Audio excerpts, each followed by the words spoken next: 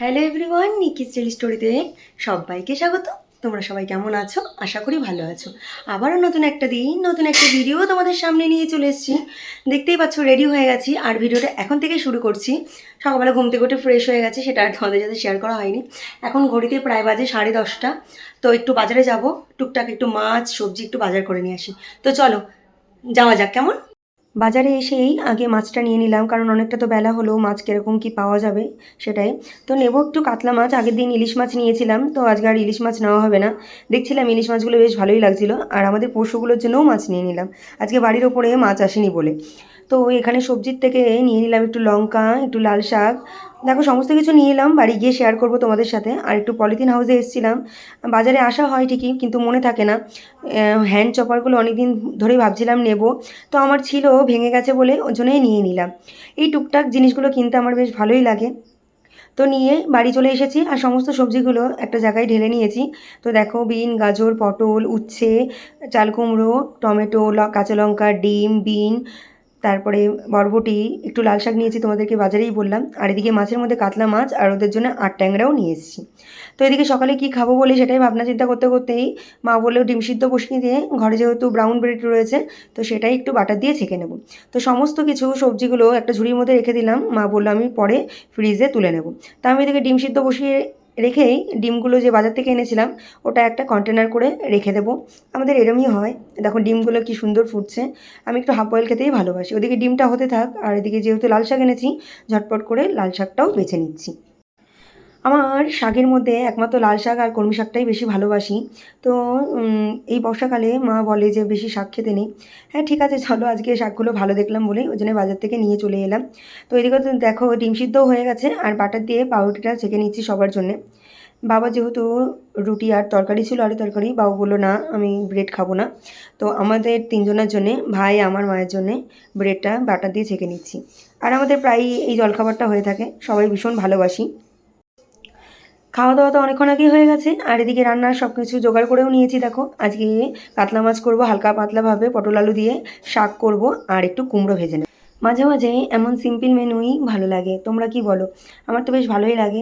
আর লাল শাক হলে পরে আর কিছু লাগে না, এক থালা যেন ভাত খাওয়া হয়ে যায়। আর তখন খেতে খেতে খাওয়াটা বন্ধ করে চলে গেছিলাম শাক বাছতে। তো সেই ক্ষেত্রে ডিমটা ছিল সেটাই খাচ্ছি, আর এদিকে রান্নাটাও করে নিচ্ছি। ওইদিকে সবার ফার্স্টে কালো জিরে ফোড়ন আর রসুন দিয়েই লাল শাকটা ভেজে নেব। তোমরা অনেকেই রসুন দেয়, আবার রসুন দেয়ও না। আমার রসুন না দিলে ঠিক লাল শাকটা খেতে ভালো লাগে না। এদিকে ঘরে নতুন জিনিস কিনে নিয়ে এসে ইউজ করব না, এটা আজ পর্যন্ত হয়নি। আর আমি তো এইসব জিনিসগুলো ইউজ করতে ভীষণ ভালোবাসি। তো লঙ্কা আর পেঁয়াজটা ওটার মধ্যে একটুখানি কুচি কুচি করে নিলাম।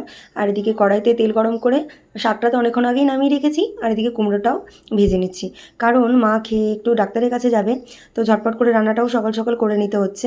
কুমড়ো ভাজা করে ওই তেলের মধ্যে আরেকটু তেল দিয়েই আমি মাছগুলো ভেজে নিচ্ছি। ওদিকে যেহেতু বললাম তোমাদেরকে পেঁয়াজ আর লঙ্কাটাকে কুচি কুচি করে রেখেছি। তো মাছটা সম্পূর্ণ ভাজা হয়ে যাওয়ার পর এরপর তেলের মধ্যে গোটা জিরে সম্বারা দিয়ে আমি পটল আলুটা দিয়ে সমস্ত মশলা দিয়ে সুন্দর করে কষিয়ে নিয়েছি। দিয়ে এদিকে এদিকে তো সমস্ত কিছু কষিয়ে মাছে জল দিয়ে মাছটা ফুটিয়ে নিয়ে নামিয়ে নিয়েছি একটু ধনেপাতা দিয়ে। আর এদিকে মা সবসময় বলে রান্না তুমি যেমন তেমনই করো না কেন, রান্নাঘরটা যেন সবসময় টিপটাপ থাকে। তো মায়ের কাছ থেকেই এই কাজগুলো আমার শেখা। হ্যাঁ অবশ্যই মায়ের কাছ থেকেই তো সবাই শেখে সবার প্রথম, তাই না? তো দেখো একটুখানি জাস্ট সাবান দিয়ে স্কচব্রাইট দিয়ে আমি সুন্দর করে সব কিছু মুছে নিয়ে আমি এবার একটা ন্যাকড়া দিয়ে, শুকনো ন্যাকড়া দিয়ে গ্যাসটাকে সুন্দর করে মুছে ধুয়ে রাখলাম।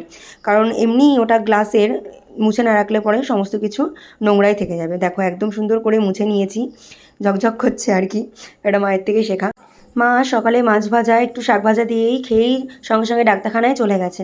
আর তোমাদের সাথে এক ঝলক শেয়ার করে দিই আজকে দুপুরের মেনুটা কি। রসুন দিয়ে কাঁচা লঙ্কা দিয়ে শাক ভাজা, কালো জিরে ফোড়ন দিয়েছি, কুমড়ো ভাজা, আর পটল আলু দিয়ে হালকা পাতলা মাছের ঝোল। আর এদিকে রান্নাঘরে ঘরে এসে একটু ফ্যানের তলে বসেছি, ভীষণ গরম লাগছে রান্না করলে যেটা হয় আর কি।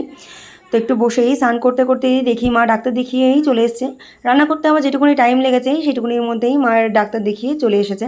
তো আমি এদিকে স্নান করে নিলাম। দুপুর তো অনেকটাই হয়ে গেল, আর স্নান করে চলে এসেছি রান্নাঘরে, খেতে হবে। তো দুপুরবেলা রান্না কী করেছি তোমাদেরকে এক ঝলক দেখিয়ে দিয়েছি। তো এখন মা চলে এসেছে ডাক্তারখানা থেকে। আর এখন আমার সাথে মাকে বললাম তুমি অল্প একটু খেয়ে নাও, ভাত খাবে না যদিও, একটু দই খাবে আর একটু মাছের ঝোল খাবে। আর আমি সমস্ত থালাটা সাজিয়ে নেবো এখন, তো তোমাদের সাথে শেয়ার করছি, চলো। এদিকে আমি তো রান্না করেছি আর মাকে বললাম মা তুমি খাবারটা বেড়ে দাও, কারণ মাই বেড়ে দেয়। মা বেড়ে না দিলে ঠিক খাওয়ারটা ঠিক হজম হয় না আর কি, যেটা বলা যায়। তোমাদের কি মতামত আমাকে অবশ্যই জানাবে। তো মা বললো আমি ভাত খাবো না, আমাকে এক পিস মাছের ঝোল দে, তাহলেই খাওয়া হয়ে যাবে। খাওয়া দাওয়ার পর আর ঘুমাইনি, একটু শুয়ে শুয়ে ফোন ঘাঁটছিলাম আর একটু টিভিও দেখছিলাম। তো এখন রেডি হয়ে নিয়েছি, দেখতেই পাচ্ছ। যাবো একটু বাজারে, কি কারণ সেটা পরে বলছি। ঝটপট করে রেডি হয়ে দেখো, রেডি হয়ে গেছি সবাই, আর যাব একটু মার্কেটে, কারণ পুজো তো আর বেশি দিন নেই। টুকটাক একটু কেনাকাটি আছে, সেগুলো কিনতেই যাব। আর এখানে কুর্তির দোকানে একটু ঢুকেছিলাম, আমরা এখান থেকেই কুর্তি নিয়ে থাকি। তো কাকিমা একটা কুর্তি নিয়ে নিয়েছে, শাড়ির দোকানে একটা ঢুকেছিলাম, পছন্দ হলো না। তারপরে আমরা যেখান থেকে সবসময় শাড়ি নিয়ে থাকি, গীতালি, সেখানে ঢুকেছিলাম। সেখানে কাকিমার একটা শাড়ি পছন্দ হয়েছে, সেটাই নিয়ে নিল। তো শাড়িটা নেওয়ার পর আমরা চলে যাব একটু ফুচকা খেতে। দেখো চলে এসেছি ফুচকার দোকানে।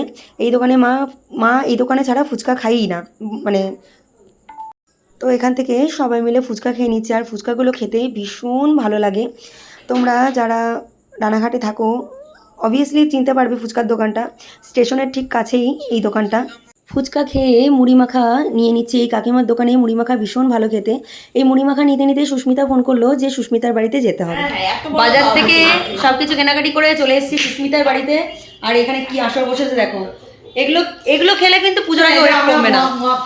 ওর মা জানে মজা, এরকম মজা সময় ওই যে তারপরে ওই যে ওর জন্য নিয়ে এসেছি নিমকি, আমিও খাবো, ওকেও খাইয়ে মোটা করবো। পুজোর আগে আমরা কেউ রোগা হচ্ছি না, হব না। প্ল্যান চলছে আমাকে মোটা বানানোর। এদিকে কাকিমা এত তেলে ভাজার ব্যবস্থা করেছে, আমাদের তো দেখে মাথায় হাত। আর আমরা যে মুড়ি মাখাটা নিয়েছিলাম সেটা সবাই মিলে ভাগ করে খেয়ে নিলাম। সমস্ত কিছু করে বাড়ি চলে এসেছি, আর এখন রেডি হয়ে নিই। তো চলো, ভিডিওটা কন্টিনিউ করছি না, এখানেই শেষ করছি। ভালো লাগলে লাইক কমেন্ট শেয়ার করবে, চ্যানেলটির পাশে থাকার জন্য অবশ্যই চ্যানেলটিকে সাবস্ক্রাইব করবে। আবারও কালকে অন্য একটা ভিডিও নিয়ে চলে আসবো। ততক্ষণ তোমরা সুস্থ থেকো, ভালো থেকো, টাটা।